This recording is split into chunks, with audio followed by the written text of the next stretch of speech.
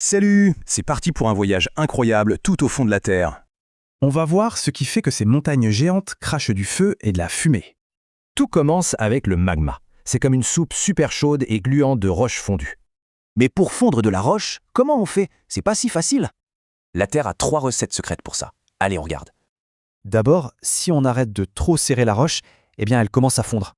Ensuite, si on ajoute un peu d'eau, hop, la roche fond beaucoup plus facilement. Et enfin, il suffit de chauffer. Le magma bien chaud fait fondre la roche juste à côté. Ok, on a du magma, mais est-ce qu'il est toujours pareil? Pas du tout. Certains magmas coulent vite, comme du ketchup. D'autres sont super lents, comme du beurre de cacahuète. Les scientifiques ont un mot pour ça, la viscosité. C'est pour dire si c'est collant ou pas. Dans le magma, il y a aussi des bulles de gaz.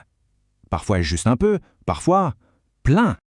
Alors, un magma collant et plein de bulles, ça donne quoi? Ça donne une éruption explosive géante. Les bulles de gaz veulent s'échapper, et vite! Et la forme du volcan dépend complètement du style de son magma. Du coup, on a deux grands types, les volcans boucliers, tout larges, et les stratovolcans, bien pointus. Les volcans boucliers viennent de la lave qui coule bien. Elle s'étale et ça donne des pentes douces. Les stratovolcans, eux, sont faits de lave collante. Elle ne va pas loin, donc ils sont très hauts. Bon, et ces volcans, on les trouve où exactement? Pas n'importe où, c'est sûr. Ils se forment là où les énormes plaques de la Terre bougent, comme les pièces d'un puzzle géant. Parfois, ça arrive quand les plaques s'écartent, ce qui laisse le magma remonter. Et d'autres fois, c'est quand les plaques se rentrent dedans, ça fait fondre la roche en profondeur. Il y a aussi les points chauds, un endroit super chaud qui peut créer toute une série d'îles.